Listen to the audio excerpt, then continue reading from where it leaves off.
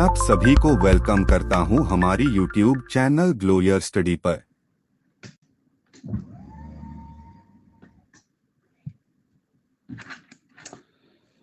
Alright everyone, hope I am audible. Please confirm कि मेरी आवाज अभी तक आ रही है। आवाज आ रही है?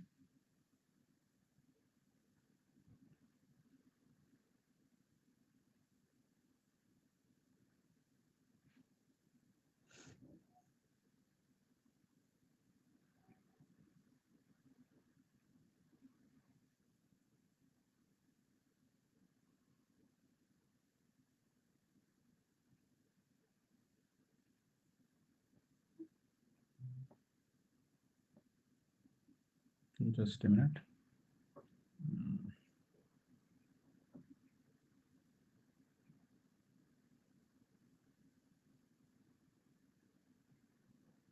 ठीक है, ऑलराइट। सो चलिए शुरू करते हैं आज की क्लास।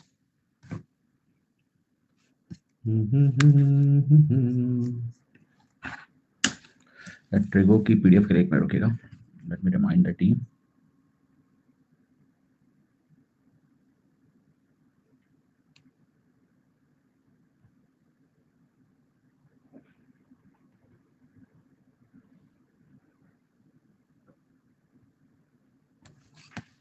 चलिए, राइट। सो कितने कितने सवाल कर लिए थे हम लोगों ने? Okay, first time doing your live class, worth watching your recorded videos. ली साहब धन्यवाद, बहुत बहुत धन्यवाद। जो लोग रिकॉर्डेड के बाद लाइव में आते हैं उनका एक ही फीडबैक होता है, सर क्लास बहुत स्लो चल रही है। कहीं रिकॉर्डेड वाले बच्चों ने एक बार तो मुझे जीने ही नहीं दे रहे थे। मैं एग्जामों में पढ़ा रहा था जब, सर ये क्लास तो बहुत स्लो लग रही है। अरे भैया, जब 2x पे देखने की आदत डाल लोगे तो फिर हम 2x पे थोड़ी ना बोल पाएंगे, है ना? तो लोग बेसिक भूल जाते हैं कि यार वहां 2x। पता है हमने क्या किया फिर? हम लोग भी बहुत खुराफाती लोग थे। हमने अपनी लाइव क्लास में 2x का फीचर लगा दिया। आपको पता है, लाइव क्लास में लगा दिया था। अपना ऐप था, खुरपेच करनी थी, कर दिया हमने। तो it use to give fake impression to people that even in the live class there is 2x। अब वही लोग परेशान हो गए कि सर लाइव क्लास में 2x कैसे पॉसिबल है। हमने कहा तुम ही तो कह रहे थे कि 2x चाहिए तुमको, अब लाइव क्लास में कैसे पॉसिबल है ये मत पूछो। ये हमारी तकनीक है, हमने क्या किया है, ठीक है?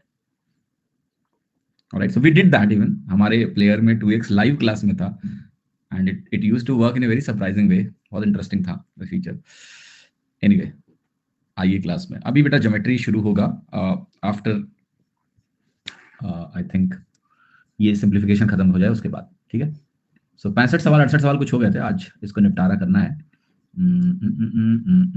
ठीक है, 67 और ये हो गया आपका 68, है ना? ओके, ये हो गया था। आई थिंक कॉमन टर्म हमने इसका निकाला था क्या? हाँ, निकाल लिया था कल। 6974 आया था। ठीक है, चलिए क्वेश्चन नंबर 69 कर लिया जाए। ये कह रहा है आपसे कि sum of first two terms, पहले दो टर्म्स का जो सम है, एक इनफाइनाइट ज्योमेट्रिक सीरीज है। इनफाइनाइट ज्योमेट्रिक सीरीज वो 36 है। Also each term of the series is equal to sum of all the terms that follow. Find the sum of the series. क्या मतलब है इसका, इस सवाल का? देखिए, सो इनफाइनाइट जीपी क्या होती है आपकी? होती है a plus a r plus a r square, मतलब गुणोत्तर श्रेणी है। और अगर ये इन्फिनिटी तक जाती है तो इसका जो सम होता है ना, ये होता है first term upon 1 minus r. बस कंडीशन इनफाइनाइट जीपी की ये होती है कि जो मैग्नीट्यूड होता है इनफाइनाइट जीपी में कॉमन रेशियो का, वो 1 से छोटा होना चाहिए। क्योंकि अगर मैग्नीट्यूड 1 से बड़ा होगा तो वो सीरीज बड़ी हो रही है, और कोई सीरीज अगर लगातार बड़ी होती जा रही है तो उसका हम सम नहीं निकाल सकते। ठीक है, क्लियर? अश्विनी जी पहले क्लास में पढ़िए, फिर बात करेंगे। अभी जो चल रहा है इसमें बिल्कुल भी डिस्टर्ब ना करें, ठीक है? तो mod r is less than 1, a plus a r square से लेके इन्फिनिटी तक ये value a upon 1 minus r के बराबर है। यहां मॉड आर 1 से छोटा होता है। अब सवाल ये कह रहा है कि जो पहले दो टर्म्स हैं इनका सम मुझे दिया हुआ है कि ये 36 यानी 36 के बराबर है, और सीरीज का हर term, also each term of the series is equal to the sum of all the terms that follow. What is the meaning of this? ये काफी इंटरेस्टिंग है। कह रहा है टर्म का each term of the series is equal to all terms that follow. इसका क्या मतलब है? इसका ये मतलब है कि अगर मैं बात करूं ए की, तो ए की वैल्यू इन सारे टर्म्स का सम होने वाला है, यानी एक और इनफाइनाइट जीपी जो ए आर से शुरू हो रही है, तो ए की वैल्यू हो गई ए आर अपॉन 1 - आर।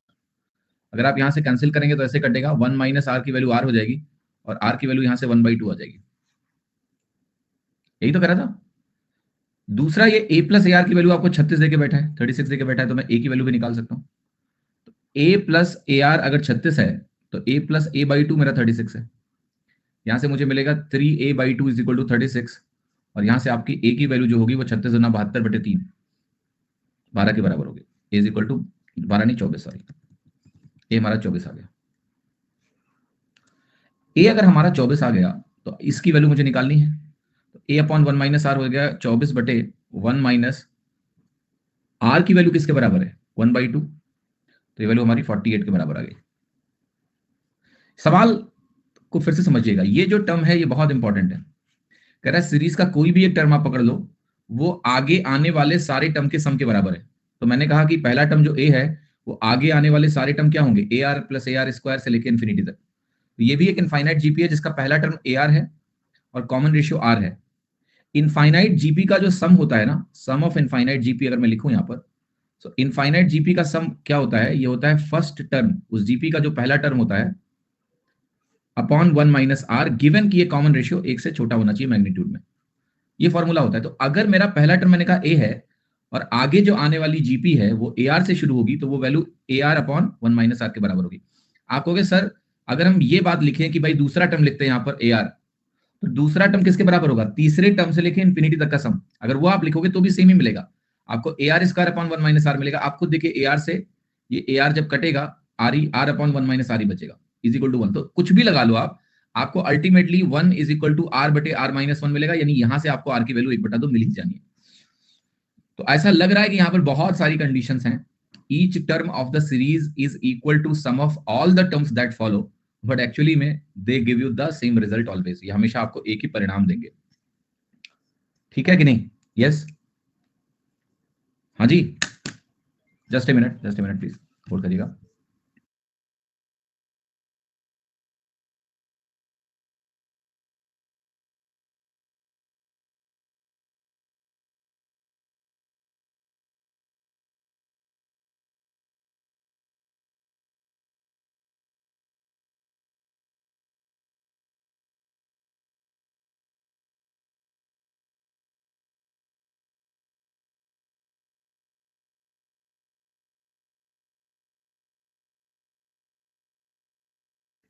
ऑलराइट, समझ में आया सभी को?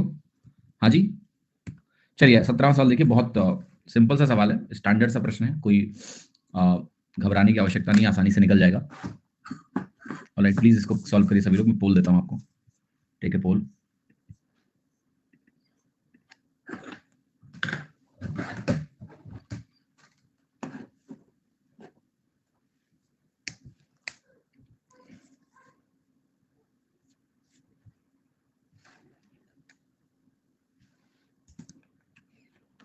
Please everyone try.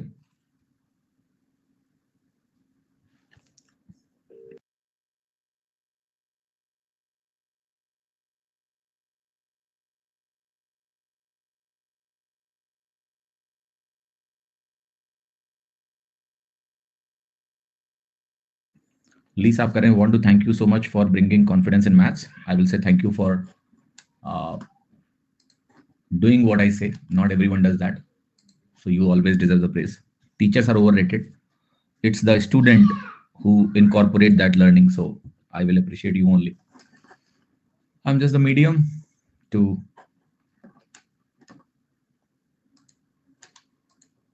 चलिए, सब लोग ने सवाल किया, चलो अगला सवाल भी करो। बस 1 मिनट, मेरे को एक छोटा सा काम है वो मैं निपटा लेता हूँ। तब तक आप नेक्स्ट क्वेश्चन ट्राई करिए सभी लोग। पोल पोल में पार्टिसिपेट करिएगा प्लीज। बोल देता हूँ, फिर मैं फटाफट सवाल को कराता हूँ।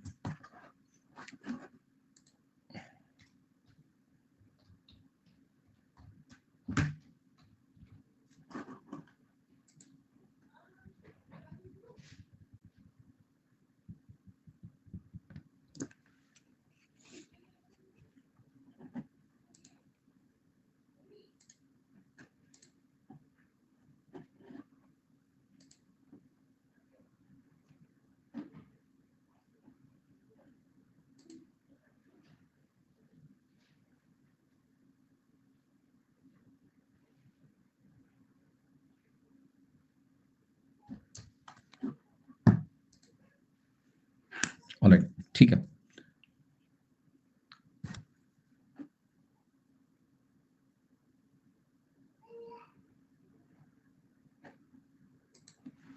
चलो ठीक है, 70 क्वेश्चन पे आ जाते हैं। देखो इस सवाल को पहले समझना है कि what is the meaning of this question, कैसे सवाल होगा आपका। तो ये सवाल ये कह रहा है कि एक त्रिभुज है आपके पास, एक ट्राइंगल है, और उस ट्राइंगल में आप क्या कर रहे हो, आप उस ट्राइंगल में मिड पॉइंट्स को ज्वाइन करके एक नया ट्राइंगल बना रहे हो। क्या यही हो रहा है, कुछ और हो रहा है? Yes, same thing is happening again and again, कि आपने एक ट्राइंगल लिया, ट्राइंगल के मिड पॉइंट्स को ज्वाइन किया, और मिड पॉइंट्स को ज्वाइन करके आपने एक नया ट्राइंगल बनाया, राइट? सेम थिंग हो रहा है, हाँ जी। सो अब जरा इस चीज को, इस सवाल को गौर से देखिएगा कि क्या हो रहा है एरिया में। अगर मुझे एरिया का टोटल निकालना है, नॉट ओनली एरिया, हम पेरीमीटर का टोटल भी निकाल सकते हैं, राइट? तो मैं दिखाता हूं जरा होना क्या है। देखिए सबसे पहले तो आपको ये समझना है कि अगर मुझे एक त्रिभुज दिया हो और उस त्रिभुज के मध्य बिंदुओं को अगर मैं मिलाऊंगा, तो त्रिभुज के मध्य बिंदुओं को मिलाने के बाद होता क्या है, ये जो त्रिभुज बनता है इसकी सारी भुजाएं पुराने त्रिभुज की भुजाओं के आधी आधी होती है। मतलब ये तो क्लियर ही होगा आपको कि अगर मैं ए बी की बात करूं, सी की बात करूं, मैं यहाँ पी क्यू आर की बात करूं, तो ये सारी भुजाएं, ये बी सी का आधा होता है, पी क्यू हमारा ए सी का आधा होता है, क्यू आर हमारा ए बी का आधा होता है। तो एरिया जब सारी भुजाएं आधी हो जाती हैं तो एरिया एक चौथाई हो जाता है। तो आप कहोगे पहले का एरिया अगर मैं मान लूं कि वो ए है, शुरुआत में एरिया ए है, तो अगला एरिया जो ये पी क्यू आर का बनेगा ये 1/4 ए होगा, सारी भुजा आधी तो एरिया एक चौथाई। फिर अगली जो एरिया होगी जब आप इसके मिड पॉइंट को ज्वाइन करके ऐसे बनाओगे, क्योंकि आप लगातार यही कार्य करते जा रहे हो इन्फिनिटी तक, तो ये 1/4 से फिर से मल्टीप्लाई हो जाएगा, इंटू ए बनेगा, और ये वैल्यू इन्फिनिटी तक जाएगी। तो आपका एरिया बनेगा ए, यानी पहला टर्म अपॉन 1 - r, ये एरिया आपका बनेगा 4/3a, ऐसा बनेगा। अब ओरिजिनल ट्राइंगल का एरिया कितना है, ए, √3/4 इंटू ए स्क्वायर है। अगर आपको ध्यान हो, √3/4 ए स्क्वायर कितना है, 8 × 64 है, 4 से डिवाइड करिए, तो 4 16 चौके 64, ये वैल्यू आपकी 16√3 आ गई। अगर आप यहां जाके मल्टीप्लाई करने से तो कितना आपका मिलेगा, ये बनेगा आपको 16 चौके 64, 16√3 बनाना ही है, 16√3, तो ए की वैल्यू 16√3 रख दीजिए आप, इंटू 16√3, तो ये 64/√3 आपका आंसर बन जाएगा डी। एक्चुअली में आप चाहो तो इसका उत्तर याद कर लो कि अगर मैं ए को √3/4 ए स्क्वायर रखूंगा, तो 4/3 इंटू √3/4 ए स्क्वायर आपका ऐसे बनेगा, ये आंसर आपको मिलेगा ए स्क्वायर बाई √3। तो ये आपको याद होना चाहिए, क्योंकि एग्जाम में सीधा ऐसे पूछ सकता है ना, ए की वैल्यू, ए के टर्म्स में आंसर पूछ ले कि ऐसे सारे जो त्रिभुज बनेंगे उनका एरिया क्या होगा, तो वो वैल्यू होगी ए स्क्वायर बाई √3। अच्छा, इसी सवाल में आप सभी से मेरा एक प्रश्न है कि अगर मैं सारे पेरीमीटर्स का सम, यानी परिमापों का सम निकालता, जैसे यहाँ एरिया का सम निकाला मैंने, अगर मैं सबके परिमापों का सम निकालू तो क्या मिलेगा, जरा सब लोग बताएं मुझे चैट करके, चैट में अपना कमेंट में आंसर लिखो, बताओ अगर परिमाप का सम निकालना होता तो क्या होता। ये तो एरिया का सम है, परिमाप निकालना होता तो क्या करते? Try please everyone.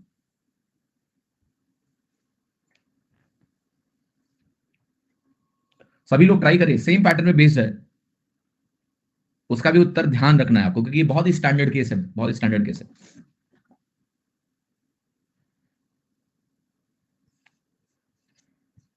नोबडी? देखो, परिमाप का सम अगर आपको निकालना होगा तो आपको पता है पहले ट्राइंगल का जो परिमाप बनेगा, अगर मैं उसको पी बोलूंगा, तो वो पी बनेगा 3 टाइम्स ए, जहां पर मैं भुजा को ए मान रहा हूं। अब मैं कहूंगा कि पहला 3a होगा, फिर सारी भुजाएं अगर आधी हो गई तो परिमाप इसका आधा हो जाएगा, फिर परिमाप इसका फिर से आधा हो जाएगा जब आप मिड पॉइंट ज्वाइन करोगे। ऐसे करके अगर मुझे इन्फिनिटी तक जाना है तो सम बनेगा पहला टर्म अपॉन 1 - r, तो ये वैल्यू बनेगी 6 टाइम्स ए, जहां पर ए उस त्रिभुज की भुजा है, राइट? ए क्या है, उस त्रिभुज की भुजा है। एक चीज अब होमवर्क आपको मैं दे रहा हूं, और होमवर्क ऐसा है कि अगर मेरे पास एक स्क्वायर दिया हो मुझे इस तरह से, इसी होमवर्क है, अभी यही करो, स्क्वायर की भुजा ए है, सेम काम कर रहा हूं मैं, मिड पॉइंट्स को ऐसे ज्वाइन करूंगा, और मिड पॉइंट्स को ज्वाइन करके ऐसे स्क्वायर बनाऊंगा, फिर मैं मिड पॉइंट्स को ज्वाइन करके स्क्वायर बनाऊंगा, ऐसे करके। आप एक काम करो, इसका टोटल एरिया निकालना है और सबका इनफाइनाइट तक सम, और टोटल जो परिमाप बनेगा इसका सम, दोनों निकाल के जरा आंसर में मुझे लिख के बताओ, क्विक प्लीज। सारे लोग सॉल्व करेंगे, मुझे इसका आंसर बताएंगे, एवरीवन।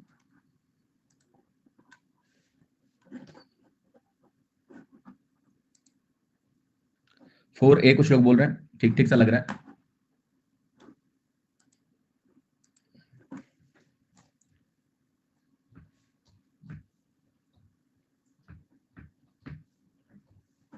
परिमाप भी निकालिए सब लोग।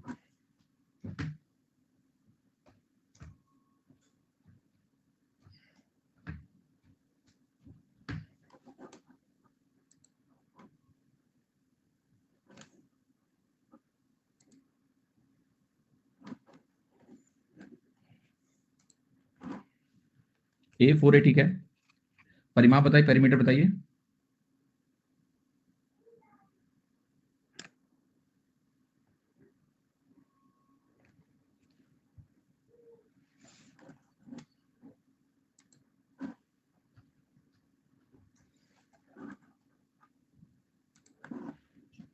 P बराबर 8 नहीं होगा, कि 8 होगा, यस ठीक है, वो भी ठीक है। तो एक आपका 4 टाइम्स ए स्क्वायर आया। देखिए क्या करना है, एरिया आपको पता है बाहर वाले का एरिया ए स्क्वायर है, और जब भी आप मिड पॉइंट्स को ज्वाइन करके साइड्स क्रिएट करते हो तो इसका एरिया पहले के एरिया का आधा होता है या एक चौथाई होता है। त्रिभुज में एक चौथाई था, स्क्वायर में ये एरिया आधा होता है। तो स्क्वायर के केस में जब आप एरिया टोटल लिखने जाओगे तो बाहर वाले स्क्वायर का एरिया ए स्क्वायर आएगा, अगले स्क्वायर का एरिया ए स्क्वायर बाई 2 आएगा। और वो इसलिए होता है क्योंकि ये जो भुजा होती है ना, आप कहोगे ये अगर ए बाई 2 है, ये ए बाई 2 है, तो ए बाई 2 इंटू √2, ये ए बाई √2 बन जाता है ये भुजा। तो ये आधा हो जाता है एरिया, और एरिया आधा होने से अगर मैं इन्फिनिटी तक जाऊंगा तो ये वैल्यू बनेगी ए स्क्वायर अपॉन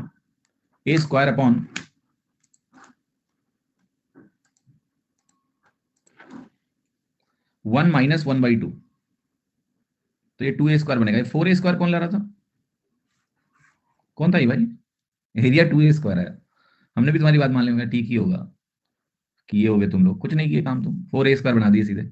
जब स्क्वायर्स के मिड पॉइंट को ज्वाइन करके हम बनाते हैं ना बेटा, नया स्क्वायर बनता है, तो वो एरिया आधा होता है, एक चौथाई नहीं। वो ट्राइंगल के केस में था, स्क्वायर के केस में नहीं।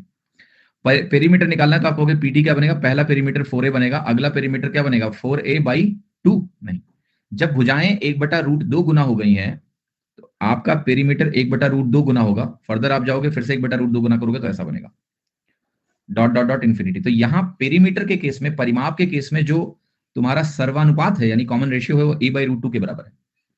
तो ये वैल्यू जो आपकी आएगी, ये सिंपली आएगी first term upon 1 minus common ratio 1/√2 है। तो ये वैल्यू बनेगी आपकी 4√2a बटे √2 माइनस 1। ये है, इसको अगर आप फर्दर थोड़ा सिंप्लीफाई करेंगे, रेशनलाइज वगैरह करेंगे, तो ये वैल्यू आ जाएगी आपकी 4√2 इंटू √2 प्लस 1 इंटू ए। जैसे लिखना है इसको लिख लो आप, 4√2 को √2 से मल्टीप्लाई करोगे तो बन जाएगा 8 प्लस 4√2 इंटू ए। ये आपका आंसर है। ये मैंने इसलिए करवा दिया है क्योंकि एग्जाम में ये प्रश्न ऐसे स्टैंडर्ड सवाल हैं जो बार बार रिपीट होते हैं, तो बेहतर है कि इनका परिणाम आपको मालूम हो, एटलीस्ट प्रोसेस तो पता हो। परिणाम याद रखो तो अच्छी बात है कि स्क्वायर के केस में ये 2a स्क्वायर बन जाता है, राइट। अगर कोई हमारा इक्विलेटरल ट्राइंगल है तो a स्क्वायर बाई √3 बन जाता है। अगर इक्विलेटरल ट्राइंगल नहीं है तो पहले वाले के एरिया का 4/3 गुना बनता है, शुरुआत से 4/3a हो जाता है, राइट। तो काफी इंटरेस्टिंग है, मतलब ये पैटर्न आप ध्यान रखेंगे जीवन में तो सरलता रहेगी। ठीक है कि नहीं? यस, क्लियर हो गया सभी को? क्वेश्चन नंबर 70 आते हैं, क्वेश्चन नंबर 71 पे। After striking A floor, a rubber ball rebounds 5/6 of the height from which it has fallen. Find the total distance that it travels before coming to rest if it is gently dropped from a height of 210 meters. सवाल ये कह रहा है कि अगर मैं एक rubber ball को ड्रॉप करूं, राइट, मेरे पास एक रबर बॉल है, यहां से मैंने इसको ड्रॉप किया, तो ये कह रहा है कि ये गिरेगा, और गिरने के बाद क्या होगा, 5/6 हाइट तक रिवॉल्व करेगा, मतलब रिबाउंड करेगा। टोटल डिस्टेंस निकालना है before coming to the rest. अब इस केस को मैं एक जनरल केस की तरह ट्रीट करूंगा कि मान लिया मैंने किसी को h हाइट से गिरा दिया, और ये जब रिबाउंड कर रहा है ना, तो रिबाउंड कितना से कर रहा है, मान लेते हैं k गुना रिबाउंड करता है। लेट अस से ये रिबाउंड जो होता है, ये थोड़ा सा दूर इसलिए बना रहा हूं ताकि आपको समझ में आए, तो रिबाउंड k टाइम्स h हो रहा है। अब ये वापस क्या करेगा, यहाँ इस साइड से गिरेगा k टाइम्स h से, तो कितना रिबाउंड करेगा, फिर से k गुना रिबाउंड करेगा, यहाँ से ऐसे गिरेगा, और अगला जो रिबाउंड इसका होने वाला है that will be something like k square into h, where I am assuming कि k आपका 1 से छोटा है ना, वरना तो ज्यादा रिबाउंड करता जाएगा, फिर तो बात ही नहीं बनेगी। अब अगर यही प्रोसेस आपका रिपीट होता रहता है तो रेस्ट पर आने के पहले कुल कितना दूरी चलेगा, इसका सिंपल सा मतलब समझते हैं। आप कहोगे पहले h दूरी चला, फिर ये k टाइम्स h 2 बार चला, k टाइम्स h ऊपर गया, फिर उतना ही नीचे गिरेगा, फिर उठेगा, फिर ये k स्क्वायर h क्या होगा, 2 बार गया, ऐसे करके यही खेल इन्फिनिटी तक चलता रहेगा। तो आपने कहा ये वैल्यू हो गई h प्लस, अगर मैं 2kh कॉमन ले लूं तो ये बनेगा 1 प्लस k स्क्वायर करके ये चीज इन्फिनिटी तक जाएगी, और ये वैल्यू आपकी हो जाएगी h प्लस 2kh अपॉन, इसका सम क्या बनेगा 1/1 माइनस k। अगर मैं इसको जोड़ूंगा तो ये h के से एक सिंप्लीफाई होगा, तो ये आएगा h plus h k h upon 1 minus के। तो फाइनल जो आंसर आया इस केस में डिस्टेंस का, बिफोर कमिंग टू रेस्ट, अगर आपने h हाइट से ड्रॉप किया है तो 1 प्लस के अपॉन 1 माइनस के इंटू एच। अगर आपने h हाइट से ड्रॉप किया है तो ये 1 प्लस के अपॉन 1 माइनस के इंटू एच, ये दूरी चल के पूर्णतया रुक जाएगा। इनफाइनाइट जैसे बार बार होता रहेगा, उसका टोटल सम निकाल लो, टोटल डिस्टेंस आ जाएगी। तो ये फॉर्मूला याद रखना है। यहां पर के क्या है कि जिस ऊंचाई से गिराया गया है उसका कितना पोर्शन ये ऊपर उठता है। तो अगर के टाइम्स उठता है, सो वी विल से के इज इक्वल टू वही वैल्यू। जैसे यहां पर के की वैल्यू क्या दी है, 5/6। तो अगर इस क्वेश्चन के आंसर की मैं बात करूं तो मैं कहूंगा के की वैल्यू को मैं रखूंगा 5/6, और अगर मैं के को 5/6 रखूंगा तो डी की वैल्यू क्या आएगी, 1 प्लस 5/6 बटे 1 माइनस 5/6 इंटू एच। तो एच जो दूरी है वो 210 है, तो ये हो गया 11/6, और ये 1 हो गया, 11 इंटू 210 मेरा आंसर हो गया, यह आ गया 2310 मीटर। इंपॉर्टेंट ये आंसर नहीं है सवाल का, इंपॉर्टेंट ये एक्सप्रेशन है। एक्सप्रेशन देखोगे तो आप बाकी प्रश्न भी कर पाओगे। कितने लोगों के सवाल समझ में आया? हाँ जी, यस और नो, क्लियर है?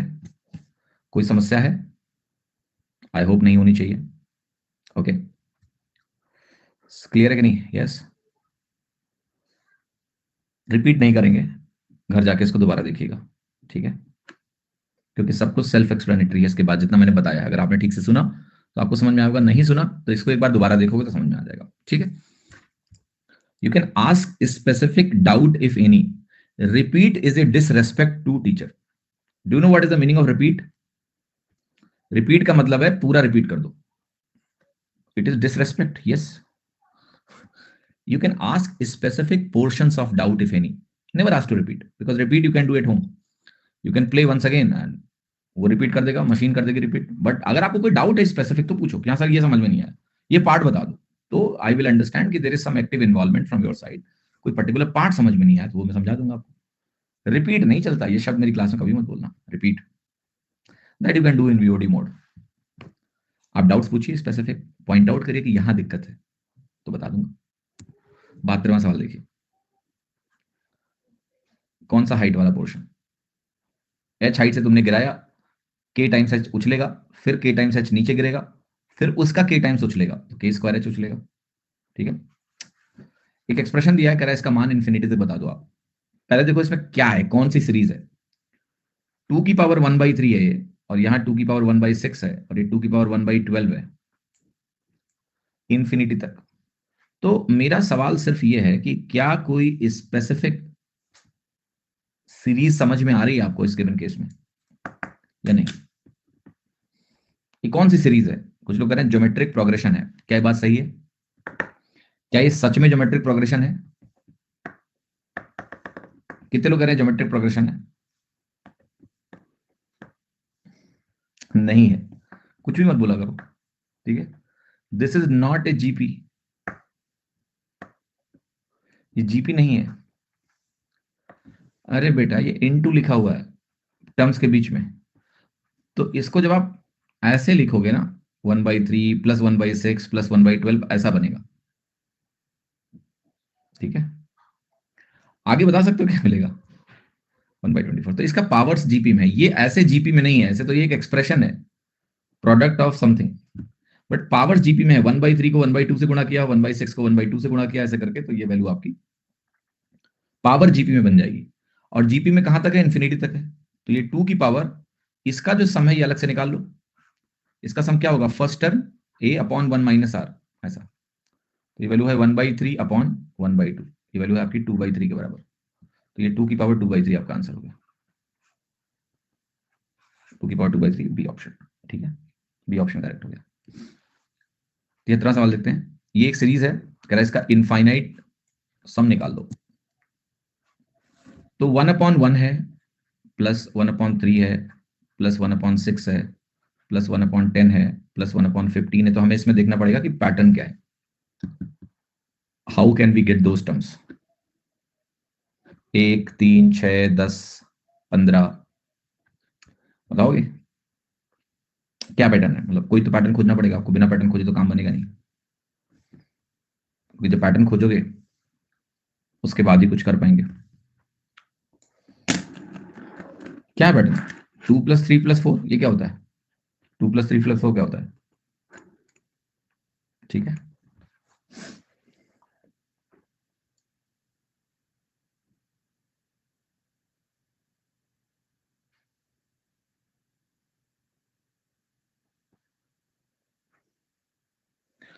2 3 4 5 6 क्या होता है?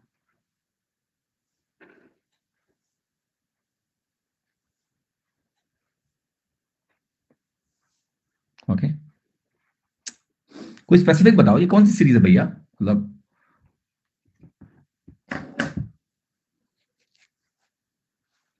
डिनोमिनेटर में कॉमन, क्या कॉमन ले लें डिनोमिनेटर में? हम्म,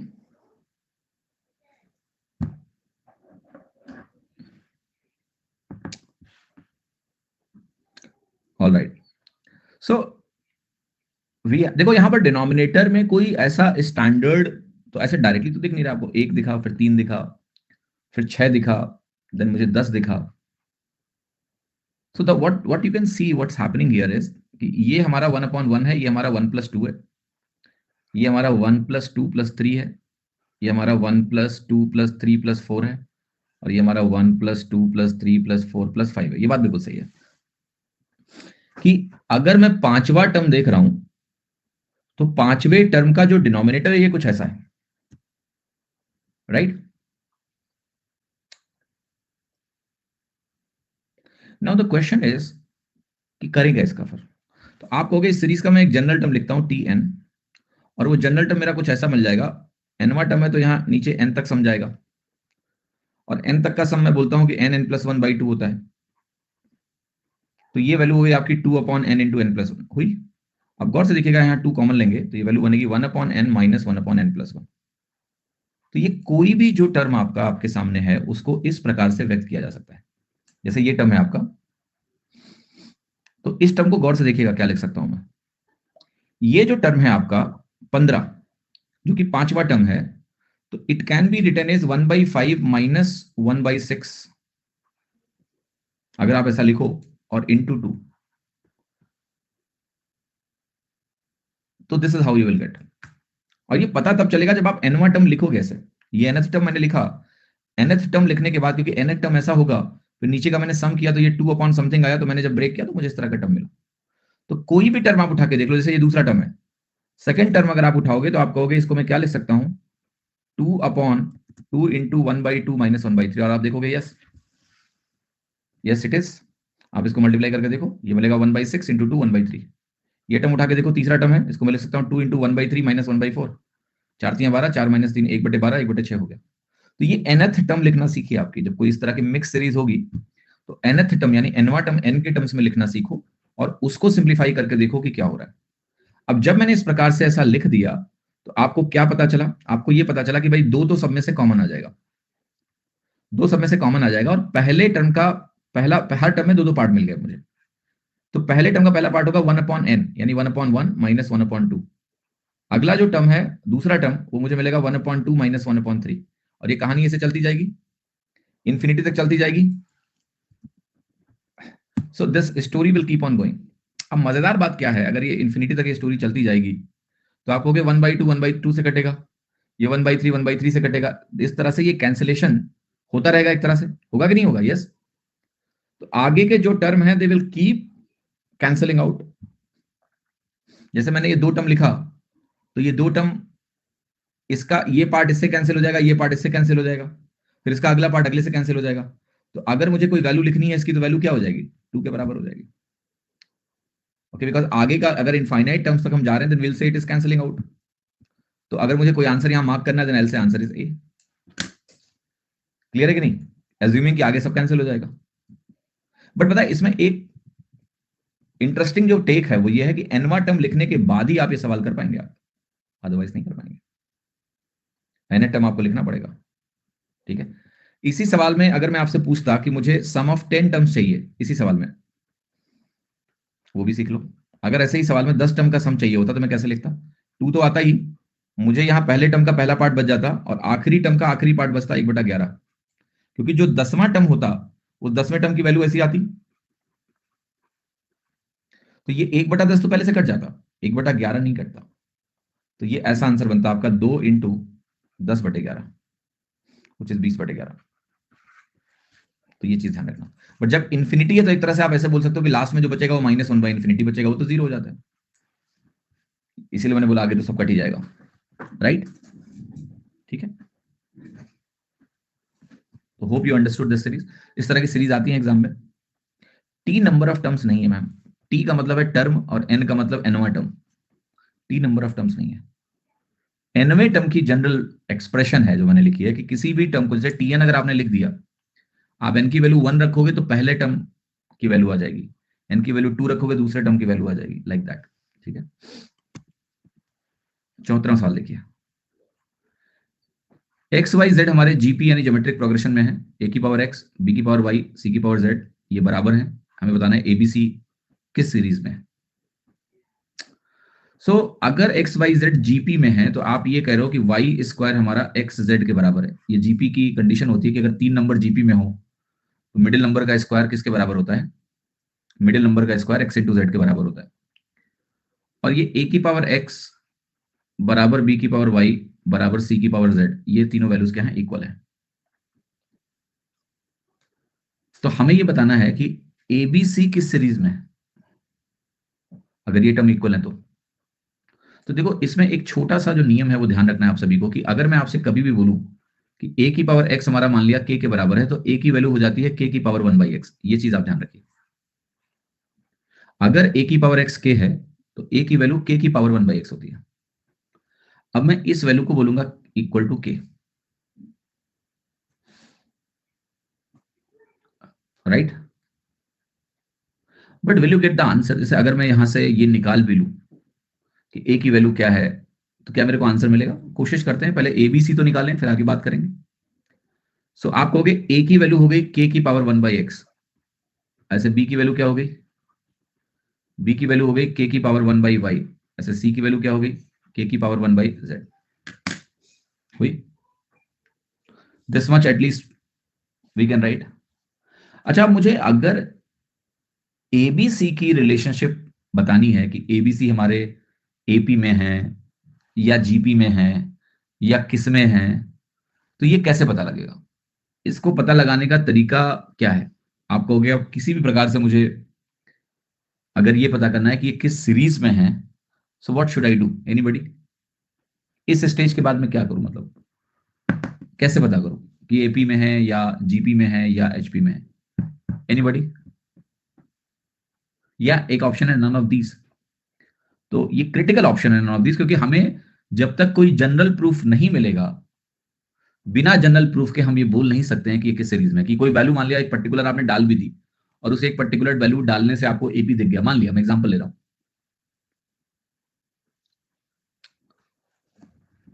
तो भी आप ये गारंटी से नहीं कह सकते हैं कि भाई यही मेरा उत्तर सही है। आप मेरी बात समझ लो? जैसे मैं वैल्यू डाल के आपको कुछ दिखा सकता हूं, जैसे ध्यान से देखिएगा, जैसे मैंने कहा मान लिया मैं एक्स वाई जेड की वैल्यू 2 ले लूं। ध्यान से देखो, मैंने एक्स वाई जेड की वैल्यू 2 ले ली। अब एक्स वाई जेड की वैल्यू अगर मैं 2 ले लूं तो क्या ये बात सही हो गई? यस। 2 स्क्वायर 2 इंटू 2 होता है, कोई दिक्कत नहीं है। अब अगर मैं बोलूं कि ए स्क्वायर हमारा बी स्क्वायर के बराबर है और बी स्क्वायर मेरा सी स्क्वायर के बराबर है, तो क्या मैं इन्हें बोलने की कोशिश कर रहा हूं कि एबीसी आपस में बराबर है? Yes, one of the solution कि एबीसी इज इक्वल। अब मेरे को एक बात बताओ, अगर तीन चीजें बराबर हैं तो उसको क्या बोलोगे आप? Is it AP, GP, HP? हम कहेंगे नन ऑफ दिस। अब एक बात समझना, there is a qualitative difference. हमने एक वैल्यू ऐसी खोज ली जिस वैल्यू के लिए तीनों वैल्यूज बराबर हो गई। जब तीनों वैल्यू इक्वल हो जाती है तो ना वो एपी की कंडीशन भी फुलफिल कर देता है, कहेगा कि भाई कॉमन डिफरेंस 0 है। वो जीपी की कंडीशन भी फुलफिल कर देता है। जीपी की कंडीशन क्या होती है? कॉमन रेशियो 1 कर दें। वो एचपी की कंडीशन भी फुलफिल कर रहा है। तो अगर मैं एबीसी को बराबर प्रूफ कर देता हूं किसी भी वैल्यू के लिए, तो it's like AP GP HP सब है, no differentiation, will say none of this. तो अगर एक वैल्यू के लिए, एक पर्टिकुलर वैल्यू के लिए मैं तीनों में से कोई डेफिनेट आंसर नहीं लगा पा रहा हूं, तो मैं नन ऑफ दिस ही लगाऊंगा ना। तो वंस यू प्रूव कि भाई 3 options are not definite, it has to be none of this. एक भी ले सकते हैं सूरज, उसमें भी कोई दिक्कत नहीं। अगर आप एक्स वाई जेड को जीपी बोल रहे हो, देखो इस सवाल में मैंने एक चीज का लेकिन फायदा उठाया है। और वो फायदा ये उठाया कि एक्स वाई जेड अलग अलग नंबर है, ये उसने नहीं बोला था, तो मैंने इन दोनों को दो दो दो ले लिया, यानी GP with A common ratio 1, ये मान लिया। उसने ये नहीं बोला था कि एक्स वाई जेड बराबर नहीं है, उसने ये नहीं बोला था कि हम एक्स वाई जेड को बराबर नहीं ले सकते हैं, ऐसा नहीं बोला था। तो we can take them equal and solve like this and we say none of this. Vipin कह रहा है सर तो आंसर क्या होगा, यही होगा यार, नन ऑफ दीज, और क्या होगा, जो लाए हैं वही तो होगा। मैं कह रहा हूं कि मैंने एक वैल्यू ली, उस वैल्यू पे मेरा एबीसी बराबर हो गया, क्योंकि अगर ए स्क्वायर बी स्क्वायर सी स्क्वायर आपस में बराबर है तो एबीसी बराबर है, otherwise how they can be equal. अगर एबीसी बराबर है तो उस सीरीज को तुम क्या बोलोगे, बोलने को तो मैं एपी भी बोल सकता हूं, जीपी भी बोल सकता हूं, एचपी भी बोल सकता हूं, सब बोल सकता हूं। All right, so what answer I will mark, none of this, सब कुछ है। तो एक पर्टिकुलर वैल्यू के लिए अगर मैं ये डिसाइड ही नहीं कर पा रहा हूं कि मेरा आंसर एपी वाला है या जीपी वाला है या एचपी वाला है, तो मैं क्या लगाऊंगा, none of this, because I got a value where it is not certain, ये क्या है, नन ऑफ दिस आंसर। सभी को समझ में आ रही है मेरी बात? अच्छा सवाल है, ठीक है, चलो अगला सवाल ट्राई करो, क्वेश्चन नंबर 75। देखिए मैं सभी को बता चुका हूं कि अरिथमेटिक मीन दो नंबर्स का क्या होता है। अगर दो नंबर्स ए और बी हैं तो इनका अरिथमेटिक मीन होता है a plus B by two, ए हम बोलते हैं। इनका ज्योमेट्रिक मीन होता है ए इंटू बी का स्क्वायर रूट। इसका जो हार्मोनिक मीन होता है, जिसको गुणोत्तर हरात्मक माध्य बोलते हैं, वो होता है 2ab अपॉन ए प्लस बी। ये तीन वैल्यूज होती हैं, ठीक है। जरा इसको सॉल्व करो, जो भी सवाल बोला है उसको सॉल्व करो, उसका उत्तर निकालो।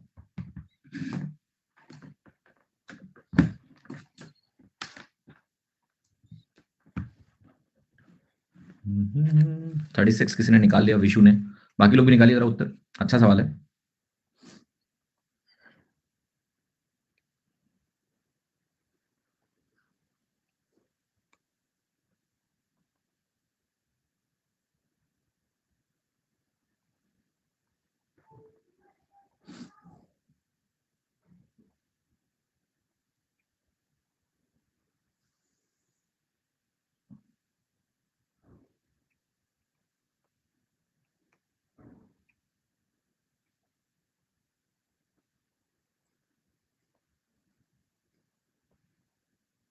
थर्टी सिक्स सब लोग आ रहे हैं?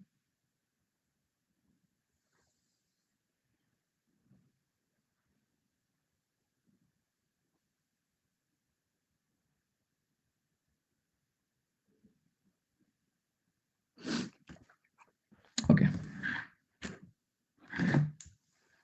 देखिए सवाल क्या दिया है, ए एम 12 है, तो आप कहोगे कि ये 12 बराबर ए प्लस बी बाई टू हो गया, ए प्लस बी 24 हो गया, ए प्लस बी 24 हो गया, तो यहाँ एच एम में जाओ, एच एम की वैल्यू मुझे 3 दिया हुआ है, ये 2ab बटे 24 हो गया। ए बी की वैल्यू क्या होगी, 24 या 72 बटे 2 36, आंसर आसान था, डी लगा दो, 76, ठीक है 36। क्षेत्रा सवाल देखिए, अच्छा सवाल है। एक एक्सप्रेशन दिया है 1 into to, 2 into 3, 3 into 4, 99 into 100 कह, इसको अगर मैं डबल वन से डिवाइड करूं तो क्या आंसर आएगा। वाह वाह वाह वाह वाह, क्या बात है। जरा सवाल को ट्राई करो, सबको 1 मिनट दे रहा हूं, 75 सेकंड ले लो, कोशिश करो इस सवाल को लगाने की, अच्छा सवाल है, मजेदार, मजा आ जाएगा तुमको। पहले तो सीरीज फिगर आउट करो कि सीरीज क्या है। एक्चुअली एग्जाम में सीरीज का सम भी पूछा जाता है, 2000 आई थिंक 21 मेंस, 2021 मेंस में यही सीरीज को ऐसे देके सम पूछ लिया गया था, राइट। तो सीरीज को जनरलाइज करके सम का फॉर्मूला भी इंपॉर्टेंट है, एंड देन जो सवाल पूछा गया है ये वाला कि रिमाइंडर निकालना है, ये क्वेश्चन भी इंपॉर्टेंट है। तो आप सभी लोग ट्राई करिए इसका आंसर। कहां से लोग यार तुरंत ही बी लगा देते हैं, कौन से लोग हो, किस ग्रह से आते हो तुम लोग यार, इतना तेजी से उत्तर, आसमान में कॉन्फिडेंस है तुम लोगों का। मैं खुद घबरा जाता हूं कि कौन से बच्चे हैं भाई, कहां से आए हैं।